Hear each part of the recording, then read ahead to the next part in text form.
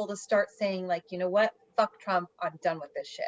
Yeah. I think it's going to take the leadership to say that first, to get some of those, you know, scraggler voters who want Trump because, hey, the economy is going to get better. And, you know, I'm not really sure about this whole COVID thing, but I think they're going to follow the rest of the Republican leadership if they do choose to continue to jump ship on Trump.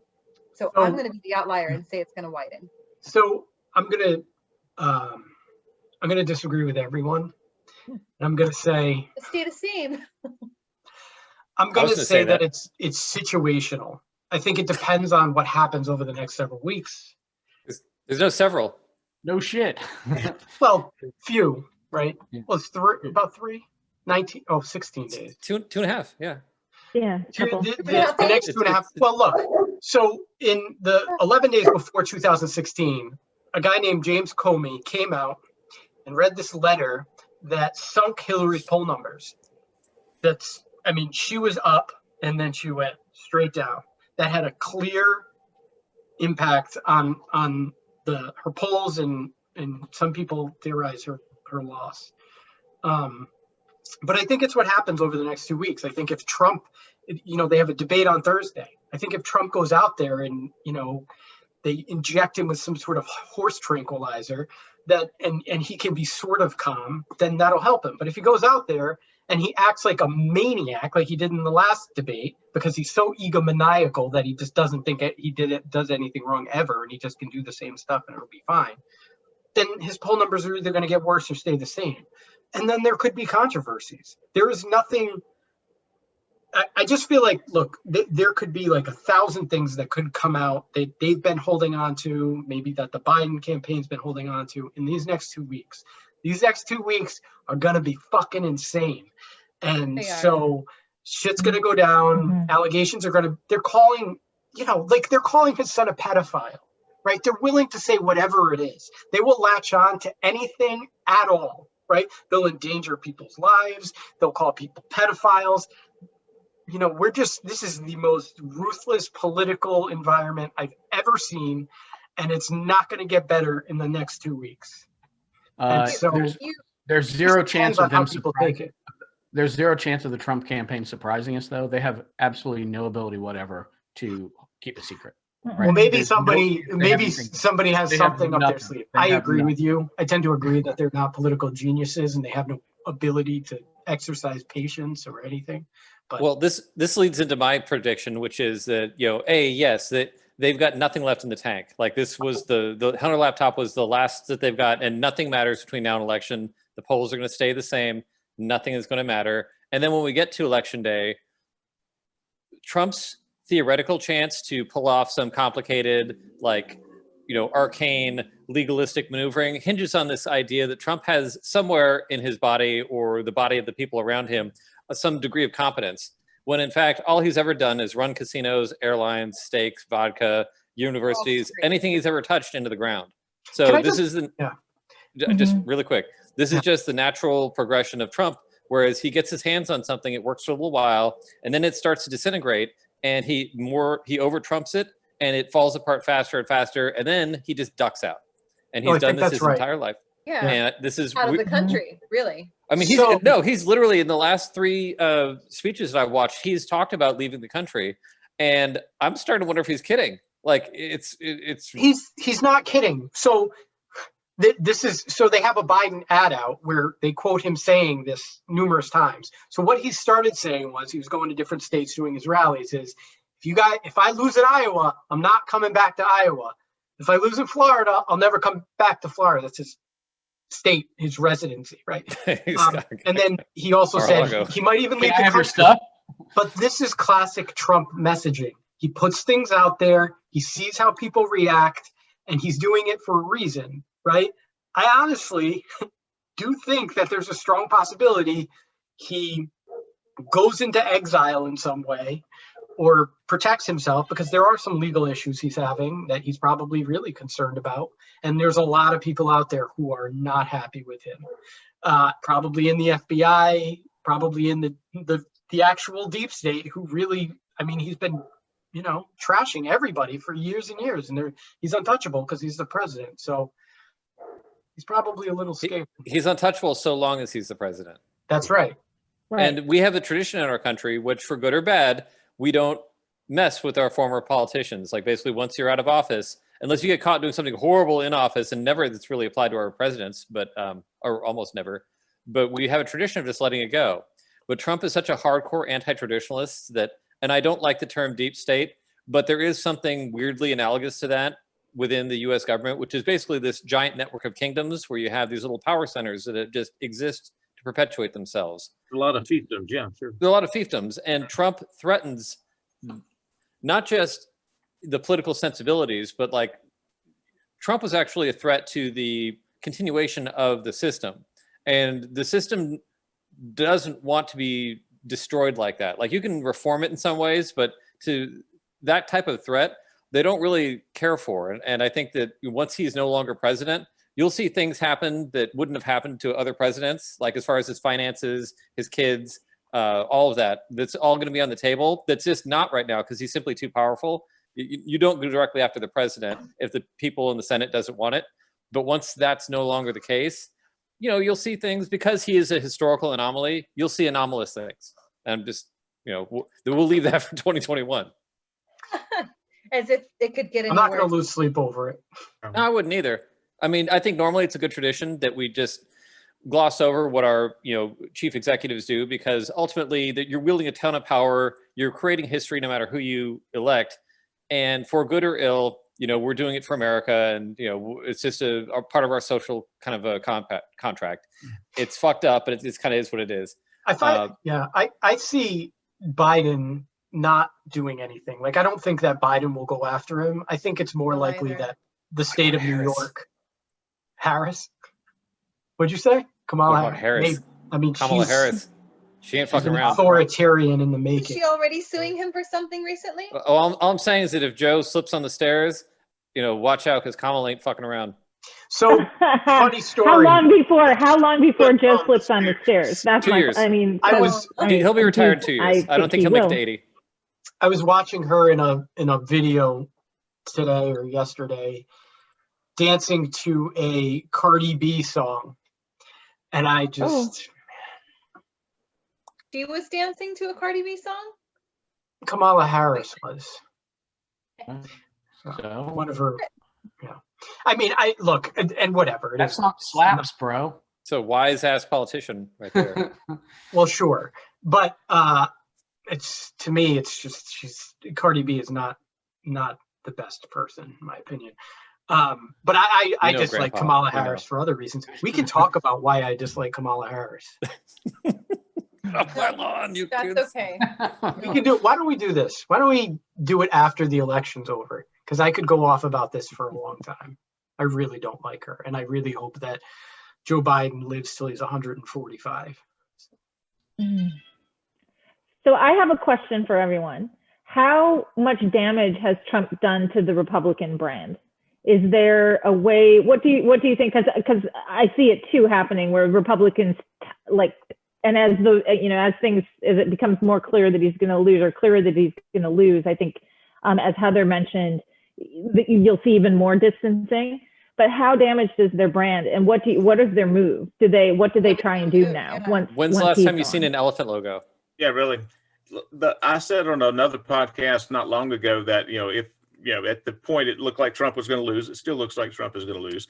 It's going to take Republicans at least a decade to put this in the rearview mirror. As we mentioned earlier, yes, Trump is going to become persona non grata very, very quickly, perhaps instantly after November 3rd. Again, reselling yourselves to people after the Trump phenomenon. And I call it a phenomenon because it's singular. We're not going to get anyone else exactly like Trump, thank God, ever again. It was a singular phenomenon. I don't see how it could be repeated to any legitimate degree. But because Republicans, by necessity, had to glom on to their president, and it's going to be a long time before the average voter separates Republicans from Trump and vice versa. And they're not going to win too much at all if the taint of Trump is still associated with the elephant. It's going to take at least a decade. Now, and as someone who's interested in the future of conservatism and libertarianism, such as it is, it's it is odious to me for people to link Trump with conservatism or libertarianism. That is blasphemy. That is like, Christian levels of blasphemy. But unfortunately, that's what a lot of people are going to do. And it's going to take a long damn time. I can't even convince people today that Trump's not conservative. And we have the evidence right in front of us. So yeah, it's going to take a long damn time. Republicans are going to be paying for this quite a bit, especially at the national level. Christina, what time is it? 7:20. No, it's time to talk about the white nationalists. Oh my God. You tried before. Those guys are not going anywhere. That's my. Okay. Yeah. I know it seems reasonable to say that the brand is damaged. I think the white nationalists but are cutting that's off. the only brand they're shopping. They're not going. They're not. Am I not being able to be heard? You're popping in and out. I think my computer decided that this would be a great time to do some updates. So that's awesome. All right, Okay, now you're back. Now you're back. Sounds good. Now. So white nationalists Yes, continue. aren't shopping anywhere else, right? There's no other stores for them. They're going to stay with the Republican Party. I think the real danger for the Republican Party long term, and we talked about this a little bit, I think last time I was on at least, is demographic changes are definitely going to, change their approach more than Trump. I think they're going to dust Trump off of their, suits by the end of 2024. I don't think he's going to be a big factor in. I don't think it'll work. Because American people do not agree. All right, so just to push back against the white nationalist narrative real quick, because I can't do it anymore. I think that there's a lot more people. I think there's a solid Trump base, but I think there's a lot more people who are like, yeah, he does this, but I'm going to vote for him anyway because he's better than the opposition. They see the opposition as completely unacceptable and, a danger to their way of life and their culture and stuff like that. Not because it's white culture, because it's Second Amendment culture or whatever. I don't think it plays as big of a factor as we talk about sometimes. As far as where the GOP goes, I think it really depends on their voters.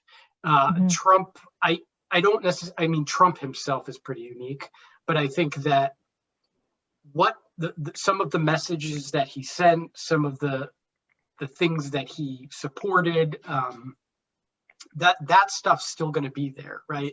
So the immigration stuff, the foreign policy stuff, or anti-foreign policy stuff, I guess you could say, the trade policies, the populism, some of that stuff's going to linger. And so, I wouldn't be surprised in 2024 if you saw somebody like Tucker Carlson run for president and do really well. And I think that he's a populist guy. He's much smarter than Trump. He has a similar message, and he's much more effective in a way of sort of articulating that message. Trump articulates it in a very simplistic way, which I guess in the political realm, especially some of the people he's talking to, is effective. But I think it really just depends. It depends on the base, and it depends on, what the Republican Party thinks that their base wants. Tom Cotton will do well. Who's the guy, Josh Hawley? I think he'll continue to rise. Then there's the rep who is a Navy SEAL. I forget his name. He has the eye patch. He's really popular. Yeah. Crenshaw. Yeah. So you'll see, I think what you'll see are people take things from MAGA Trumpism and they utilize it in their own way, and it's effective. That will probably be what you'll see. But the other part of this too is that, generally speaking, the electorate is moving away from the Republican Party just generally, right? This is especially true in places like Texas. And once the Republicans lose Texas, they're going to have to change dramatically in order to start getting back, some of their electability. So that's my. I have I have Go ahead. hope, sorry, just real quick. I have a hope that what we see is that Joe Biden gets in there and that the old guard of the GOP works with him, because I know Biden's going to extend a hand, and I know he's going to work to build those bridges and to sort of rally the American people back together. And so he's going to reach out to the leadership of the Republican Party. And I do believe that there's going to be, you know, probably some concessions made. But I also think that there's going to be a lot of handshaking going on. And I think they're going to make it a point to try to work with Biden as a president. And I think that'll be a good thing for the party. Can I say something I just want to kind of add to that. One thing that I have noticed in the Senate recently, and you saw this the other day with Dianne Feinstein, and there's been a couple other instances. Dianne Feinstein hugged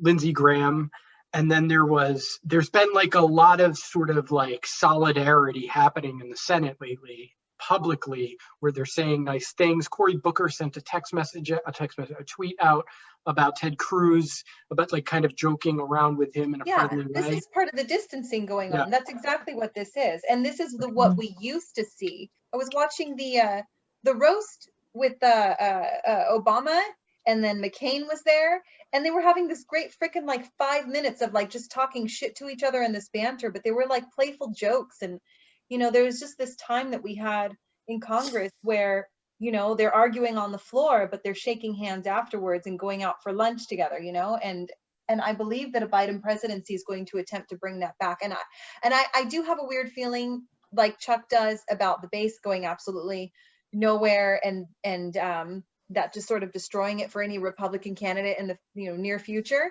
But I also have this sense, like you're saying, Nick, that we start to see people come around and appeal to their sensibilities and appeal to a better time and where we're getting along. And so hopefully we draw those voters back into some sense, you know, because it's just off the fucking rails right now. I think in a lot of ways, Republicans were kind of in survival mode for the last 4 years. Yeah. I don't think they knew what to do. So they ended up just kind of latching themselves to Trump, because what else would they do, right?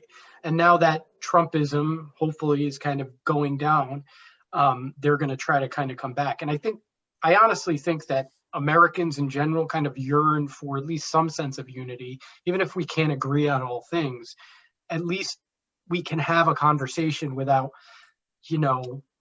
calling each other assholes or something. Well, maybe not that, or hating each other rather, wanting each other dead, right? Because that's where it's gotten to. People are dying.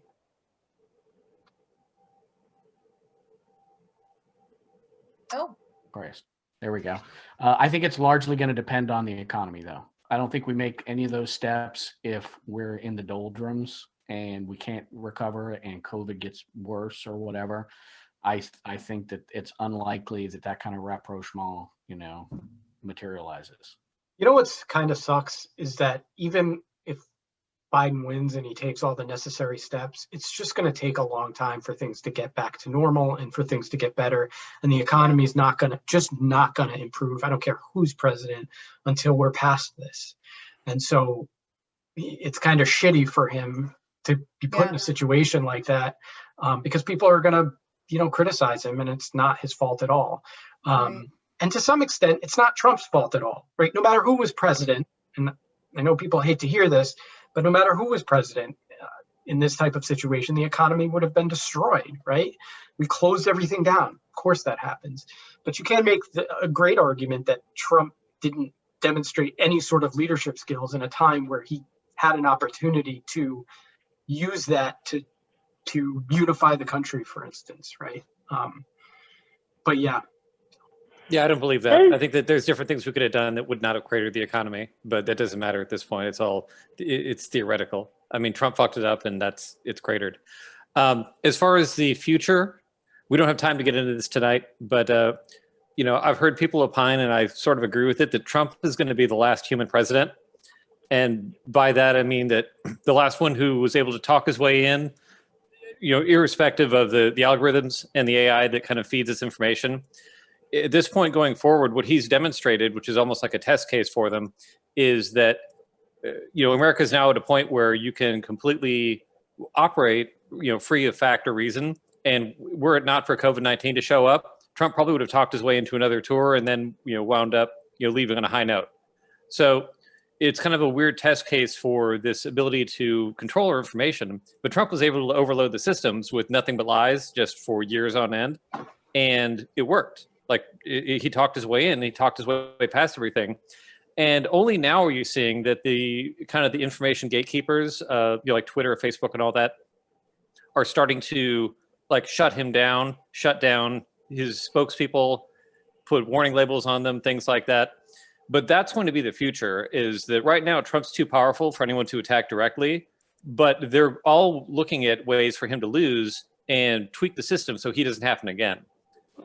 Biden is a temporary throwback to a past that we're never going back to. People talk about how it would be nice if we all get along and just kind of talk things out, but nobody actually wants that. Everyone wants to win. So you want a little bit of a break so you can kind of have a breather and then go back to winning. But nobody actually wants this, like Lindsey Graham and Dianne Feinstein, both the Democrats and GOP were just like, fuck both those guys. Like nobody wants to go back to that life. Like really, that neither partisan group wants that. And the moderates in the middle that want that don't actually really, that doesn't get us anywhere. That's just a path that nobody wants. I think politically, people who aren't as politically involved like we are, I think they want that. I don't know this to be true, but I think that Americans don't like the fact that there's so much disunity. And I think that's one of the things that drives people away from Trump. Normal people, not normal, but less informed people. Yeah, they don't like the disunity, but they want victory. Like everyone that exists in these information silos now, where you're becoming more radicalized wherever you are, which is ultimately what's going to kill the GOP and weirdly distort and change the Democrats, is that the longer you spend in these how many people exist in those information silos, and how many all people do now. Well, I mean, I guess my point is that us, like people on here, right? So we fixate on politics, right? We study it every single day. We're a little bit obsessed with it. We have our own, whatever you want to call them, but we kind of congregate to these groups that are really sort of obsessed with politics. I don't think that normal people do that. Less informed voters do that. I think that they're less involved. I don't think that they necessarily know the differences between Fox News and CNN. I think they pay attention to certain issues and not others. And I just don't, I think it's hard for us to sort of get in the mind of the vast majority of people. And so I don't necessarily know if it's that, that people are that different. But that presumes that there's some place that exists outside of this information architecture we built for ourselves. And there isn't. Like right now, there's a non-political place. It doesn't matter if it's non-political or not. Even the apolitical places are politicized, and you just don't see it. But it affects you in the background and informs what type of people, what type of tribes that you associate with. I mean, it's so pervasive right now. We've never existed in anything like this, and Trump was able to hijack it in its kind of infancy. But this is a thing that's just ramping up and ramping up. I think that's true. I think it's hard to quantify, and I'm not sure how significant it is, and I'm not sure that people are that the vast majority of people are just rigid in their political views as you might think. No, it's the exact opposite of rigidity. It's the malleability that's the issue. Like, for instance, take trans rights. Trans rights was nothing 10 years ago. Even 15 years ago, the president was out saying, hey, I think I might have to back this, this thing against gay marriage. Now, not only is gay marriage overwhelmingly popular, but now within the left, if you're not for trans rights, which was not a thing 10 years ago, you're an outsider. So we are very rapidly changing our opinions. Even on the right, there's elements of Trumpism that would have been completely called fascism 20 years ago by a George Bush Democrat or a Republican. It is absolutely our changeability, and the fact that the algorithms can take our impressions and opinions, feed us information that works for those biases, and move us. I guess my point is that you're attributing that to technology exclusively, rather than attributing it to other factors like the economic recession, the distrust in government that's sort of increased over time from like the Iraq war and the decision to go to war with Iraq, and the influx of massive immigration that has had an impact. Those are all normal standards of U.S. history. Like that's nothing new. Right, but when they all happen in a very small portion of time within like a decade or two, that's going to have an impact on society. It's going to change things. But there hasn't been some massive influx of any of that, and the war didn't affect anybody. Like I'm here to tell you that like less than 1% of the U.S. population served in Iraq. You don't think that the president of the United States lying about the reason to go to war with Iraq had an impact on how much people trust the government? About their trust. I mean, what about Vietnam? I mean, this isn't anything new, and you had like most things happen gradually over time, and like over time it's eroded, and we're seeing sort of the pinnacle of it, and then within that you've seen the rise of populism because people trust outsiders more than they trust their own government, and so this is sort of like the inevitable conclusion of that. And it's just I'm just saying that it's a variable of things. My personal opinion is I don't think people would be so impressionable, or they would be so willing to believe in these conspiracy theories if there wasn't so much distrust or mistrust for government in the first place. And I think that was created by things that happened in the past. So like there's this sort of perfect environment for that type of stuff to happen. And it's that people are sort of prepped for it with these other events that have preceded it. Technology is certainly an issue there. All right, but a lot of that stuff's just engineered. I mean, a lot of the Republican, just traditional wanting to dismantle, like for instance, the social safety net is just because there's a perception that black people use it. So there's this idea that you need to shrink government and have small government because the bigger the government, well, gosh, that's, welfare queens, getting rich, staying home, doing nothing. So there's a lot of stuff that distrust is manufactured. And now we're in a position where that manufactured dissent can now be weaponized and sent out to people, and they're force-fed it in these silos. Chuck, do you think that your belief that the government should be small is based on your impression of black welfare queens? I don't know. Why are you in favor of small government? I mean, that's a huge assumption to me, and I just think man, that ain't no assumption. That's what I like all right. That's what I like to call, at least where I am sitting, horse shit. That's a reason to kind of backhandedly call me and others a racist for committing the sin of wanting a smaller government, to attribute all of our motives to white supremacy, to hating black people or whatever. I think that is a very soft and a cowardly way of calling us racist, and I reject it 100%. If you have evidence that someone is doing or is fueled by racism in doing something, then say it. Don't apply the racism canard to those who simply disagree with you. I hate when that happens. So let me ask you a question. Do you think that the principle of small government is within itself racist? No. Why in the world would that be inherently racist? Why in the world would that be inherently racist? Well, I think that's what you're saying, Art. No, that's what I mean. I'm not saying that everyone that is for that is. I'm trying not to misinterpret. Okay. I'm not saying that everyone who has been fed that propaganda is racist. I'm saying that the origin of it generally does come from a position of this concern that government interference in our lives tends to be things like the Voting Rights Act of 1965, which fights against voter suppression. And when you have government that steps in and it doesn't allow people to do what they want to do, that's usually constraining white nationalism in some way. And it's making it so that, sorry, but that's what a lot of these rules came from, was you have these people who want small government because they want the ability to do locally what the federal government, since Reconstruction, has not allowed them to do. So that's why you had, even though the founders weren't for small government, they didn't want anarchy. They didn't even want libertarianism. They set up a republic, and they wanted to operate as a functional republic. Wasn't the founding a huge debate over whether we want state run government or federal government, federalism Yeah, with the versus Articles of anti-federalism. Confederation, So and then there's some people that wanted George Washington to be a king. So yeah, there was Well, certainly disagreement on how we were going to go right, with but that. that was a primary debate of the founders. So there wasn't like everybody wanted the government to be huge and one guy was in the back yelling no. This was like a major debate among the people who founded the country. Which is why the Articles didn't work, and then we had to come up with a And constitution. it really I didn't get agree with you. settled. Go ahead. It didn't really get settled ultimately, and maybe not until the American Civil War. But even then, I don't know, has it really been settled? But that issue very much was a contentious point. Right. But I mean, this State ultimately gets rights versus the right to self-govern. people have different reasons for it, and not to paint everyone with the same brush. How But you're trying it's all fun- You're trying to say the origin of all this has its roots in racism, and I reject that 100%.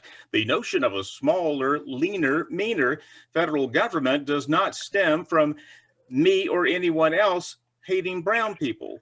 That is quite fucking. It might not stem from you, but it's certainly no, where it not stems for from me, but other you're people. immediately assuming that is the origin for No, a it lot is. of this No, it thought, absolutely and it is. is not. It is the thought Yeah. of having a goddamn boot taken off of your neck. You, white guy, black Yes. guy, Hispanic guy, whatever. That's the thought behind a smaller, leaner, meaner government, not I hate this brown people. This brown person is getting help from the government, therefore I want it. And that's nothing more That's the boot that people are trying to get rid of. to get rid of that kind of thought. The blasphemy that someone would want less government. That is simply a backhanded way to try to attack people whose only provable sin is disagreeing with you on the size of government. And I think it's chicken shit. No, it's not just disagreeing with that. It's the idea of not having either corporate power or religious power or any of these private powers that have their roots in a time before having a central government that said, hey, we'd really like it if you use these pronouns. We'd really like it if you let these people vote. We'd really like it if you let these people worship the way they wanted to. You have this central government that's forcing this equality on people that don't want it. And they want a smaller government that can't make them do what they don't want to do, which generally stems from that. And I know that that's inconvenient to hear, but it is what it is. It's inconvenient. It's not inconvenient. It is bullshit. And it is nothing more than a chicken shit way of trying to get a moral one-up on people in contemporary It's times. the only real argument against small government or against larger government. Oh is yeah, that- if you hate larger government, then you must want the brown people to suffer. Fuck this shit. No, I don't like being called a racist in a backhanded way, Art. I really do not. Okay, it's the ideology. I'm not saying that you personally are. I'm saying that this is the roots of that ideology. So why don't we ask a different question? Sure. Oh no, this one's a great one. I think we should stick with it. I'm sorry, Mark. Mark, why don't you jump in?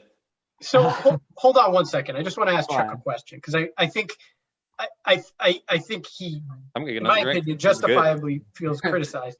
But I wanted to ask him, can you give me, if you could articulate the reason why you're a libertarian, the reason why you don't think that big government is the answer, what would it be? The way we have government now, the government is essentially without checks. Yes, they do have checks and balances here and there, but really, in reality, the government can do any goddamn thing they want to within reason. If you don't like the service you get from Arby's, you go to Taco Bell. If you don't like the service you get from the DMV, you go fuck yourself. There's nowhere else you can go to get that mandated service. And therefore, as a result of that, they have quite a bit of power. And that's just the tip of the iceberg. A government worker, even if they're just a pencil pusher in a social service office, they have the right to do things to you that someone in the private sector cannot do, cannot legally do.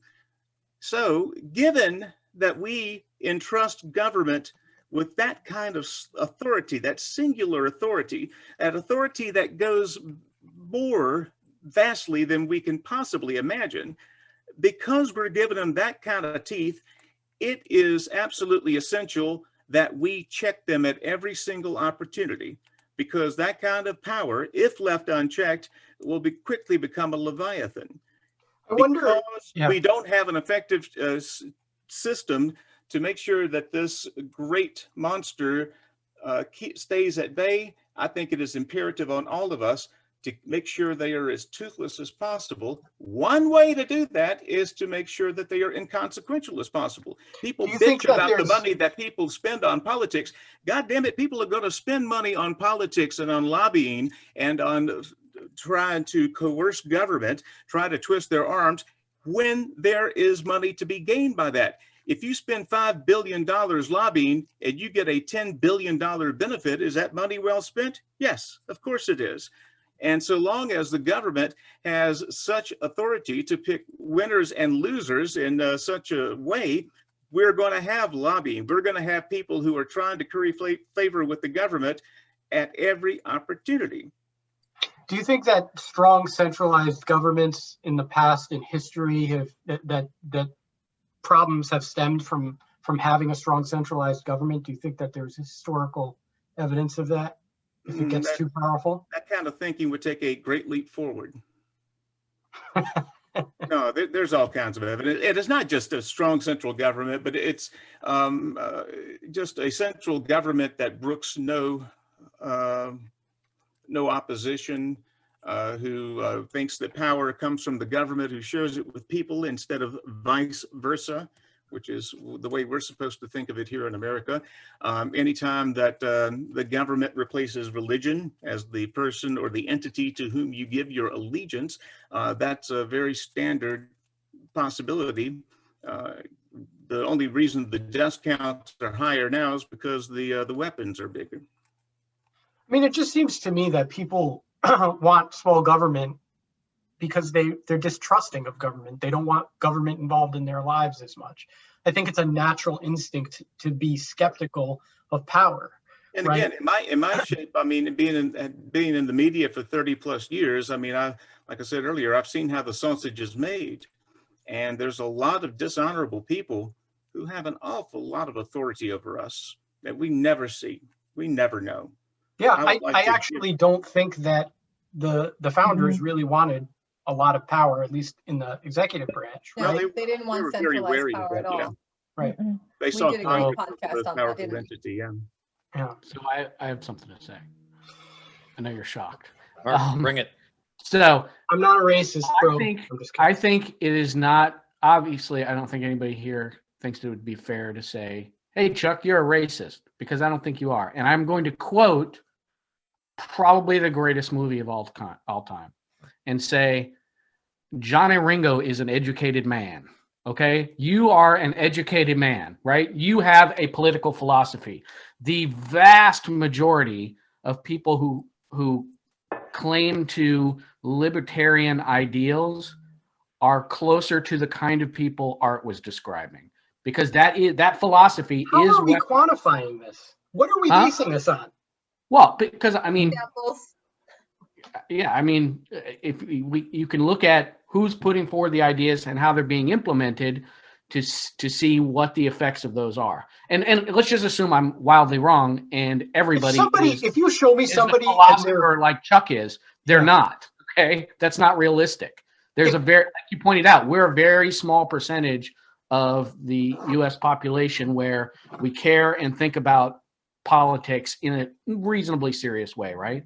But the vast majority of people who are, you know, if you see them at, you know, with the "Don't Tread on Me" flags, those people are not deep thinkers, right? They're not thinking about the founding fathers. They're thinking, you know, why can't we restrict our neighborhood, right? Why do I have to give all this money to the welfare queens? And believe me, that is a very prevalent myth, and it even leaks into the left, in my opinion. Yes. Right? There are people on the left who hold that exact same philosophy that, you know, there are all these welfare queens eating steak and lobster and, you know, driving Escalades.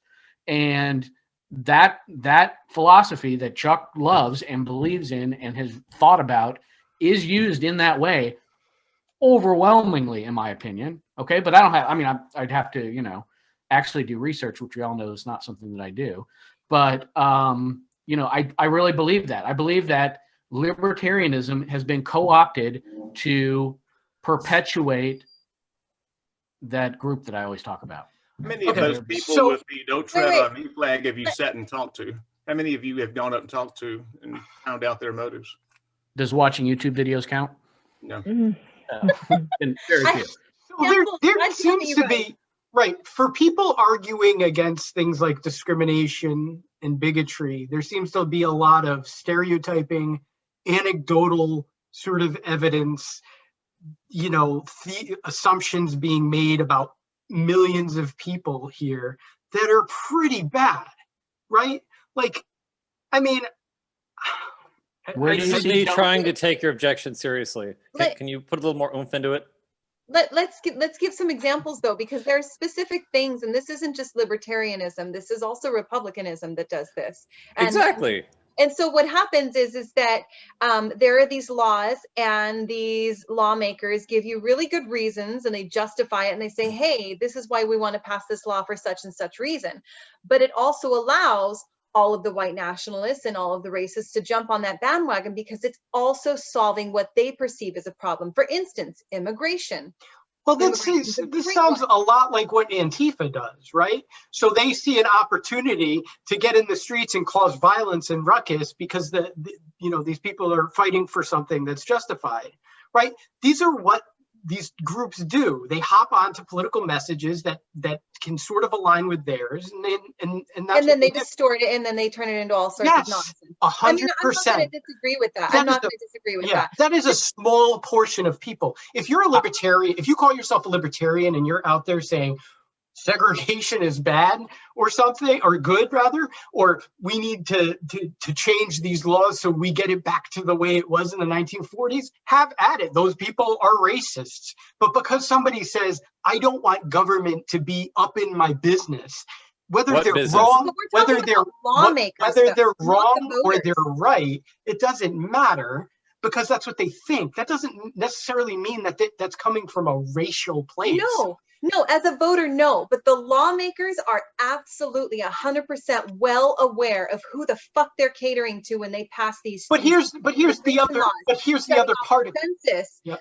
the voter suppression laws, every single one of these, they know exactly what they're doing. But here's the thing. Here's the part where it gets sketchy, and why I'm pushing back against this. Any political party or group, right? The Democrats do this too. They just haven't had the ability to as much as the Republicans have, because the Republicans have been dominating in local governments for years now. But any political party is going to try to give themselves an advantage. That doesn't mean that is based on racial hostility. That means that's based on, we want political power. The people who support Republicans and the people who support Democrats happen to be different demographics. But you can't definitively say this is your motivation. You can say it's dirty tricks. You can say it unfairly affects I people. can say it's absolutely disgusting, because I would much rather align myself with Antifa than racist fucks. I mean, that's what's so disgusting about this. It doesn't bother me as much that they do this with evangelicals, for instance. but How really many that how they're many racist. how many reasonable counter demonstrations against Black Lives Matter have you seen? I haven't How many seen any. people- I see clips from YouTube that I try not to feed into too much. I see idiots all over And the it- place. Every have you Black seen- Lives Matter protest have I you see seen- Antifa. have So you because seen that's a what they put on reasonable- video. Have you seen a reasonable argument against the Black Lives Matters protest that doesn't ultimately devolve into? Yes, I've seen Really? What is reasonable the arguments against some of the stuff that were going on there. I happen to be a supporter of it. I think it's a Yeah. great movement, and I think that they need to vocally separate themselves from Antifa. But the then entire they aren't protest. the same group. I mean, first of all, you can't really even call Antifa a group, right? They're not a group. But there's people who No infiltrate the protests, whether you want to call them in a group or not is irrelevant. But they They do infiltrate group up. protests. Yeah, They that's do it all the systematic. time. They cause violence, and they discredit the movement itself. So whether or not it's a group or it's not a group, they exist. They're people. They call themselves stuff, and they do this all the time. So to me, that's just an irrelevant point. Yeah, there's a lot going on here. Right. Take a drink. So There's a lot going on. So But- I guess the problem with this conversation is there's a gazillion assumptions. We're assuming people's motives based on, Look, you can make a You very, have to. very persuasive argument that systemic racism exists. That is different than people individually saying or feeling racial animus and believing certain things or advocating for certain policies. And to just suggest that an entire ideology, right, that tens of millions of people believe in strongly, right, in some instances, Are is there tens of based in millions? white nationalism is insane, and it's counterproductive. No, and it's actually, I- not only is because I it not don't insane, but if you think crazy. about it, Crazy. no, no, It's really crazy. I'm telling you, this is the ideology of people who are Nick, really, completely come on, discredited. you've been rambling. Let me jump in. This isn't a rant. Okay. This is some real hard truth I'm bringing right now. Yeah. Okay, so if you think about it, if you were on some kind of outsider, extremist, kind of not permitted in society viewpoint, where are you going to gravitate? Well, you're going to gravitate towards a permissive environment. Libertarianism, especially on the right, is the most permissive political environment. You could gravitate to Antifa. That would be a perfectly reasonable place to gravitate to. That's It's where not a these, permissive a lot environment. of these shitty people come from. I Okay, go to. here, why don't you just do some yoga for a second and check it out. So Antifa actually has a very rigid set of beliefs, and if you don't believe what they believe, you won't be accepted. Like, it's not a permissive environment. They're actually extremists in their own way, but it's not in a permissive way. Whereas libertarianism is by design permissive. So if you white have nationalism is not. White nationalism is the same thing as Antifa in terms of their rigidity. You can't be a white nationalist and want to have to live in a melting pot. Like, No, but so you're in the right there, right within your argument is a contradiction. you're You cannot say that libertarianism welcomes whoever and also say it's the origin of white nationalism. Yes, you can. It's totally compatible. That's the point. That it's not. Libertarianism is not white nationalism. They're not the same thing. They're not equal. But white nationalism, to be a white nationalist, you need to support white nationalism. Whereas to be a libertarianism, you can be whatever you want. So it's permissive, which means you can have things that are not in libertarianism that are accepted in libertarianism. But you can be on the left and be accepted by Antifa, and you can. I mean, you don't. I don't. You think that Antifa accepts white nationalists? I see lots and lots and lots of groups online. No, I'm saying that the left accepts Antifa. They're not saying we want Antifa out. We accept people even when they're assholes when they believe the same things we do. All right, I'm going to just bounce this to our philosopher, but you see where I'm going with this logical chain, right? Is that, we're not, this is accepted here, but that doesn't mean this is this. We're not equating these things. We're just saying this is a permissive environment, and that means it accepts this. But I'm saying that all these ideologies are permissive, right? But they're not. Antifa is not a permissive environment. You can't go in there and say... But neither are white nationalists if you don't believe in white nationalism. But see, here's the thing. When you are the racial majority and holding the economic power in the country, then permissive environments work to your favor, right? You can easily impose then the tyranny of the majority, right? You have a better chance of achieving your goal of maintaining a wider throwback culture. Are you talking culture. about libertarians? Because I'll tell you right now, they're not in the dominant political power. No. They're not the I'm telling you that their argument. But white men are. Okay. So if you limit government and it's only white men in there and no one's sticking up for the little guy, that's the permissiveness. It's going to allow them to. They don't want people in power. The libertarian movement is extremely small. Like, I don't even understand this argument. That's right, but they're not in a position of power. Their ideology is not in a position of power. Trump is not a libertarian. Trump is a nationalist, which is the opposite of libertarian. But white men are in power. What kind of nationalist? If you're a libertarian, you're basically going a populist nationalist. Uh-huh. But do you believe that the LGBTQ community, that African Americans, that Hispanics, that women, that people with disabilities, do you believe that they need other laws to help uplift them in our current society? Because if we don't have those protections, if we don't have laws that allow them to gain that equality in our society, they're going to continue to be down here, whether we have a big government or a small government. I mean, in my personal opinion, I think that there's lots of policies that I find persuasive that would help uplift African Americans, Hispanics, people of color, all that kinds of stuff. I think there's good policies, and I think there's not so good policies. Let me ask you a Personal question. opinion. That has Nick, nothing to do with the libertarian being part of any sort of dominant class, because ideologically, they're the No, weakest class. It's not that they're part of a And they're dominant not- class, it's that they would allow the dominant class to continue because there would be no counterparts in government to extend those protections to everybody else. We have a big government to protect all of those without. We have a big government. But to nobody's attend- advocating.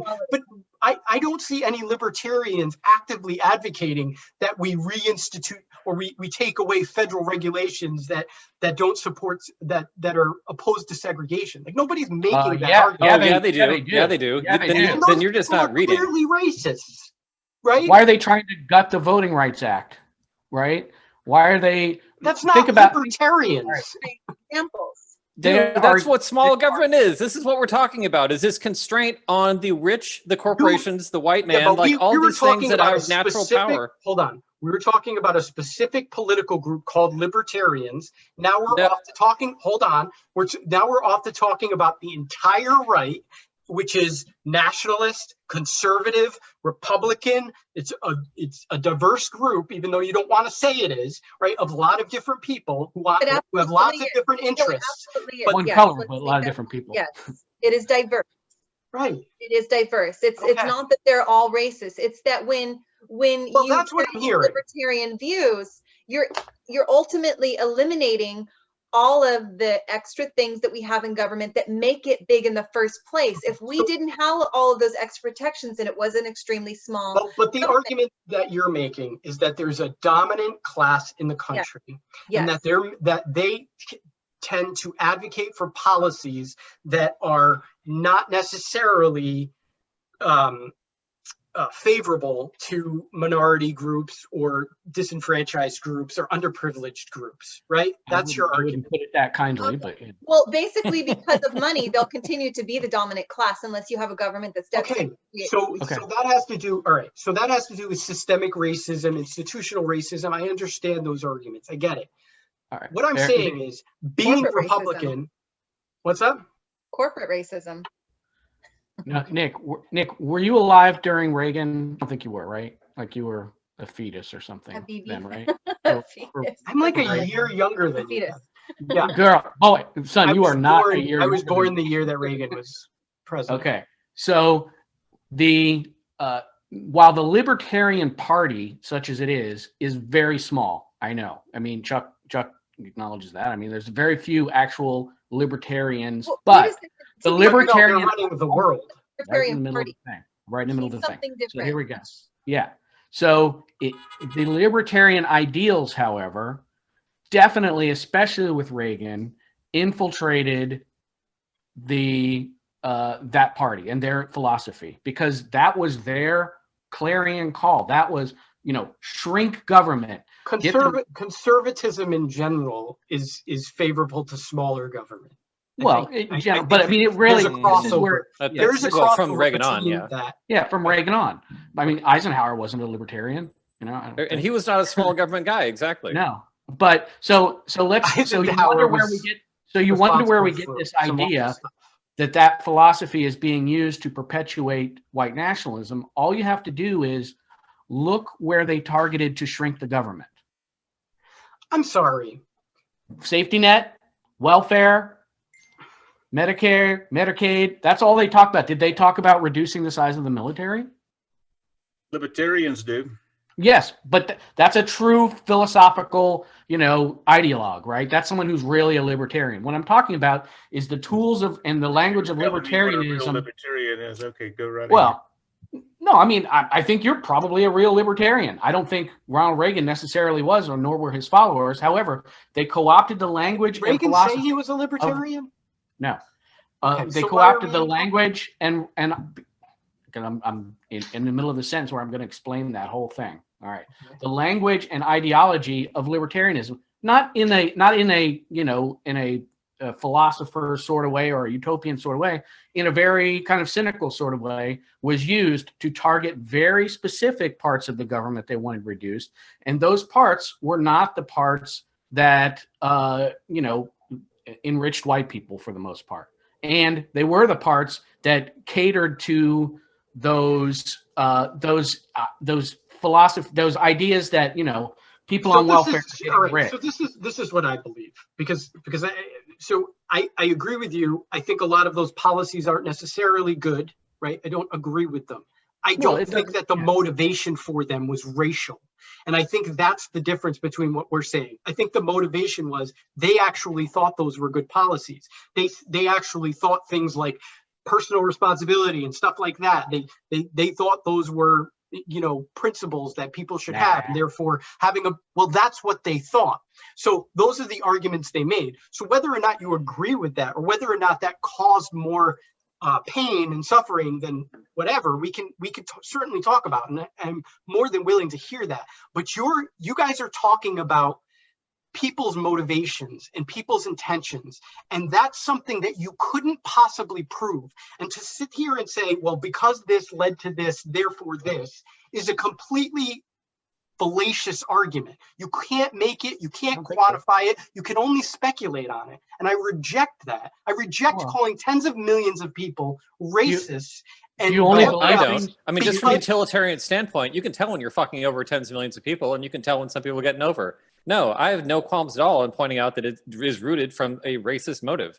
So sorry if that hurts your fucking feelings. Right, but the thing is that it's not that simple, dude. It's not that simple. You can't just say this happened and this happened. I mean, based on that, all of the policies that have affected, any policy that affects any person of color negatively in any way, right?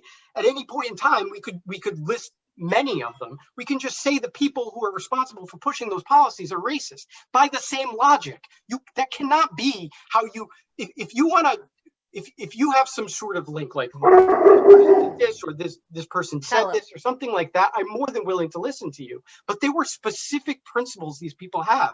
Conservatism is a philosophical thing, right? That many people write books on and all this other stuff. And you're reducing libertarianism too, and you're reducing it to being racist. And then you're saying, well, if you don't think that, if you don't think all these people are racist, then you're ignorant. And to me, that is ignorant in and of itself. Yeah, it's not. But this is how we got to Trump. So you have this fake conservatism incorporated, which existed from the 80s and the 90s and into the 2000s, which was just nonsense. It was just this, and it started before that from the Weekly Standard and all that. But you basically have this veneer on top of this weird, racist, sexist, whatever have you, kind of a traditionalist American society that's not particularly well-read or concerned about anything other than continuing its own power. It's a kind of an ex post facto justification of, hey, we're the dominant people, so we should be in charge, and anything that threatens that is a problem. And I'm still talking. Wanting power is not racist. Wanting power is what political parties want. Yeah. Okay. So the point is that you have this kind of a power structure that's existed for a very long time in U.S. history, which was then being threatened by a government that, as it becomes slightly more enlightened over time, power structure included Democrats. I don't understand what your point is here. The Democrats and the Republicans both passed the criminal justice reform, right? Democrats and Republicans have been responsible for lots of policies that have affected disproportionately black and other minority groups. Yes, but we've moved past Bill Clinton's, and the three. That doesn't make them racist. That makes them wrong. There's differences. Calling someone racist is assuming something about their character and who they are. And you can't know that. You can't know their motivation. Build the wall. Build the wall. No, we just don't like immigration. It had nothing to do with them being Mexican. We just don't like immigration. Something specifically against. No, it's not, dude. You're so full of shit. This is just ridiculous. Now you're just devolving. You're just sputtering. Devolving into what? You're not even listening. I'm telling you that You've been ranting for like 20 minutes. We're all listening. I'm telling you that I think that's rooted in racism. But what I'm telling you is that you and Mark are both that the wall is rooted in racism and just magically appeared out of nowhere, and that U.S. history just didn't have any racist elements that were just catering to people's prejudices until then? That's what I call a straw man. You're just saying that. I didn't say that it doesn't have racist elements. You're making that up. No philosophical, logical fallacies. Anyway, cool. Yeah, my point is that you are speculating on what other people did, even though they have these. I mean, are you new to this country? I mean, this is just ridiculous. Yes, I'm in this country, and I don't believe that conservatism is based in racism. I think that's ignorant thing to say, and I think people who don't understand conservatives say it. And I think that's the same thing for libertarianism. You can't just make that point. Yes, but here's where you're contradicting yourself too. I never You're did that. saying that Democrats and Republicans are both racist. They can be. One of them believes in big government and the other one believes in small government. Then you're saying that it doesn't matter, that racism is just a part of America. So your argument based on that doesn't make any sense. I mean, our history has not really shown any. So it doesn't have different. anything to do with being a libertarian or being for big government. No, it does, and I'll explain it to you one more time just so you get it, because for you slow kids in the back, is that when you have a power structure from conservatism, republicanism, libertarianism, wherever you want to draw that spectrum, but you have basically a status quo that has extreme elements. So the status quo by itself likes protecting itself. White people with money like protecting white people with money because it's just natural. It's what we do. And if we're not thinking about other people, it's just what we do. How about on the people with far money end, like to protect people with money? It's just Yeah. a natural human phenomenon. And it doesn't have anything to do with race. Okay, except in America it does. So anyway, as you keep going further, you have these extremes who are too extreme for the Republican conservative establishment, but they still exist. So when you're too extreme for the mainstream, you go to a permissive environment outside of the mainstream. At the moment, on the right, that's libertarianism, because libertarianism loves free speech, which I also love, but there's a dark side to it, which is that you bring in all kinds of white nationalist, Nazi, fucking crazy extremists out there, and they're not welcome anywhere else. Are on the left. It happens on both sides. Captain whataboutism? Yeah, no kidding. Okay. That's what they are on the left, but we're not talking about the left. Okay, So but that was my point before. I made this point. No one 7 argued. times. Nobody's arguing with that. Yeah, Antifa, they're extremists on the other side. We get it. We're arguing with it, but go ahead. That's it. Is it if you're a white nationalist in America, that's where you're going to gravitate. Is the most permissive environment, the one that is the free I don't speech, disagree with that. They've libertarian aligned to themselves with a certain group. I completely agree. I don't Wonderful. think Okay, well, let's I play think the that's a ending very music then. I'll take that as a win, and we'll call it a very night. small Hey. percentage of people. My white, my No, white, it's not. my white dog is feeling oppressed. It's well past the time when he needs to be trotted outside. So. It truly is. And last time we went out, by the way, we had a nice Trump parade of 3 trucks and flags. So I do interact with them in some way, Chuck. I mean, I got out of their way, didn't get run over. So that was about as close as I could get to talking to those guys. But yeah, I mean, I gotta dip. So. Can I say something before you dip real quick? Because I feel like, Sure. you know, all of us obviously get heated and stuff. And I don't want Chuck walking away from here feeling like this is a personal attack on him. And from what I'm understanding about the situation, I don't think anyone is personally attacking you. And I also wanted to mention that in one of our very first podcasts, Chuck is not a libertarian as per the Libertarian Party. Is that correct? But you have a libertarian view? Okay, so you're not. Libertarianism is an idea, not a party. Right. Okay. Yeah. And I think you had explained that before, but when we had another member on before, he was explaining something similar. Although it sort of allows you guys to have more independent views. Is that also correct? Yes. So, yeah. So, and I think that's what Art is getting at, is that because it lends itself to you having so many varied personal views on things, that you have the freedom to explore all of those different views, that it also lends itself politically for other groups who are not so great groups to join in. And what I wanted to point out to you, Nick, was that Antifa in and of itself will never ever be as terrible as it is to actually be a fucking Nazi. And so if you're going to be Antifa and align yourself with the Democrats or the progressives, but you're going to be a Nazi and align yourself with the right in any way, shape, or form, obviously it's still better to be Antifa as opposed to a literal fucking Nazi. And so the party as a whole, or the right as a whole, needs to do a really good job moving forward as we do get less and less old people in Congress and we do get more progressive as a nation. The entire party needs to move the fuck away from it. And I don't think we'll see extremism on the left as much if that party continues to push itself away from that type of extremism. Because like I said, the right also adapts to evangelicals who are pretty extreme in religious realms, but that does not bother me as much as it bothers me that they lend themselves to racism. Thank you. Okay, so the people lending themselves, that's more of a new phenomenon, right? That's a Trumpist thing. Not to, no, it's the Southern strategy all over again. And this is like the third in the past since Reagan. Oh, the Southern strategy is a myth. Oh, bullshit. Nobody's talking about the Southern strategy. What's being said here is like 17 different things. If you want to make the argument that there is an element of white nationalism in MAGA, I'll be the first person to back you up on that. If you want to make do you have any proof? Whoa, hold on. Do you have any proof? Yes, I do, and I think that the proof is. Have you interviewed? Have you talked to them? Have you interviewed them? The what? Have you interviewed them? Have you talked to them? YouTube. Yes. It just feels like that you're just making anecdotes and assumptions. It's not anecdotes, it's policy positions.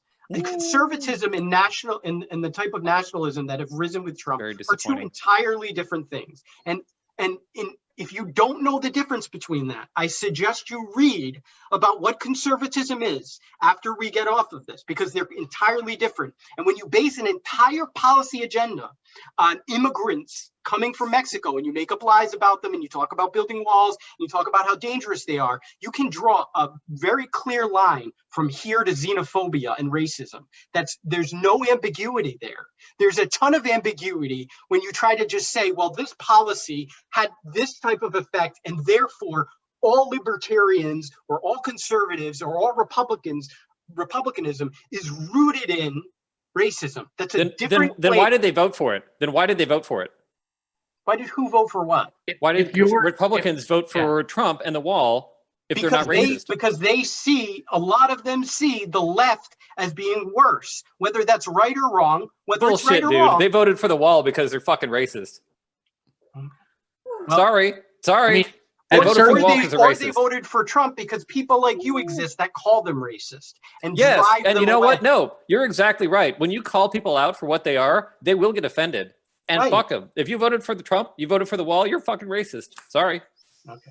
I mean, you can only support. It's not cynical. It's not cynical. He called Mexicans like thieves and rapists, and then he wanted to build a wall. 60 million people voted for Trump. 60 they're million fucking people racist. are not racist. Yes, dude. You're saying that because the number is so high, they can't be bad? Views. People don't see or get the same information that you get. You're plugged into these left-wing things all the time. You don't need to be plugged in to know that build the wall is racist. Well, you do, because people don't necessarily see it like that. I see it like that because I have a specific view on it. They see building the wall as a way of preventing immigrants from coming to the United States because they're afraid. That's not necessarily racism, even though you want to portray it as. And not everybody is a one-issue voter. They don't say, hey, look, immigration, that's my only reason for voting for Trump. They're voting for Trump because they're pro-life. They believe that abortion is killing babies, right? That's a pretty important issue. So Ted Cruz is pro-life. Okay. I'm just saying, they picked Trump for a reason. Lots of people voted for Ted Cruz. And by the way, lots of people voted for Marco Rubio. Donald Trump is not pro-life. I mean, I don't think anybody. I'm not saying Donald Trump is pro-life. I'm not defending Donald Trump. I'm just saying you can only support a virulent. I think there's a point to be made there. But if your leader is a virulent racist,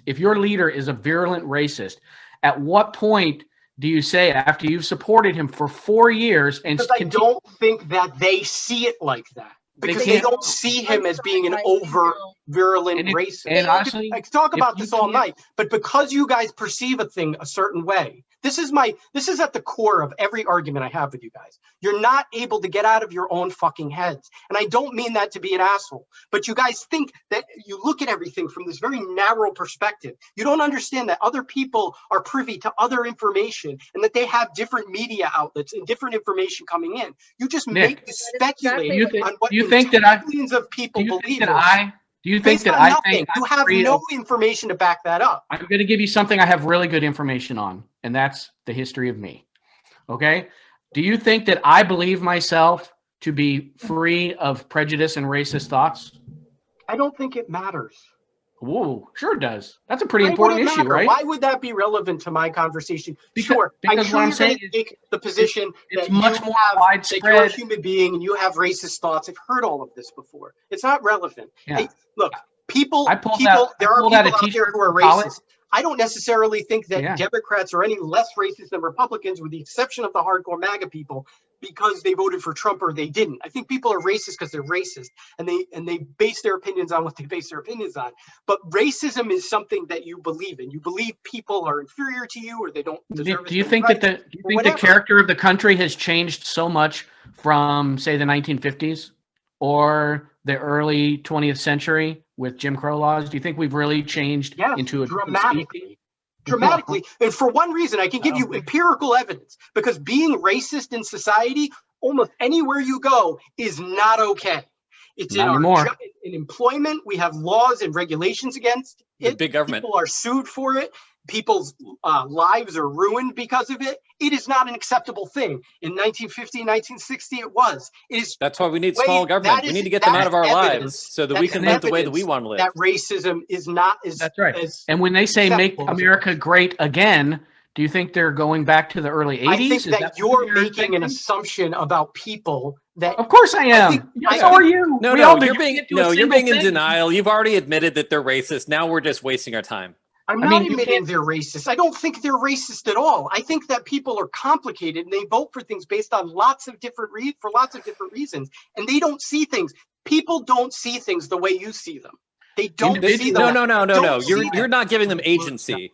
People aren't that stupid. They know what build the wall means. You they know just what got Mexicans are done rapists. telling me that the entire Trump base is stupid as hell, right? No, I'm not and saying they're stupid. I'm uninformed saying and that they get it. ignorant and I'm all of saying that these they things. understand. I'm not. You're the one saying that they don't understand anything. He's I'm not- saying he's that not they get They it. dog don't whistling. understand.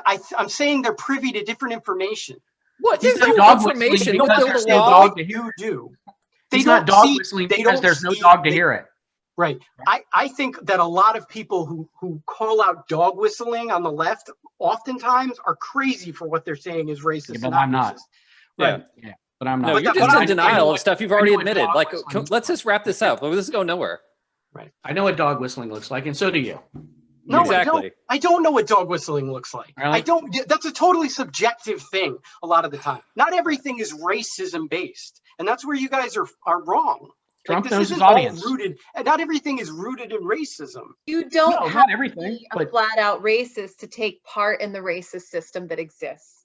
And But Trump we're has all taking part exploited in it. that system, Yeah, and we have our all are. entire lives. Yes, We are all taking in part that system, so you're Yes. just as racist as anybody else. Like I don't even understand. of this course that's mentality. not even. No, true. because I need to go walk my dog. fails Yeah, to well, we'll see. But acknowledge you guys have fun with this. what they're tying themselves to. Yeah, I gotta go make dinner. I have to unoppress my dog. All right. He's a prisoner in my house. All right, guys. That was fun. Let's do that again sometime. Everybody gets so emotional, though. Honestly, you have to detach yourself a little bit. I don't get worked up about it. I argue vehemently, but I'm not personally taking offense at anything. I mean, that's what people Me need too. to kind of relax a too. little bit. All right. I'm not taking Hey. anything personally. I hope we didn't offend Chuck because I really Yep, see, there he is. All right. Peace out, Bye. Cubs. Bye. I'm All right, you're still everyone. recording, Nick. Bye. Right. Bye, honey. Say bye.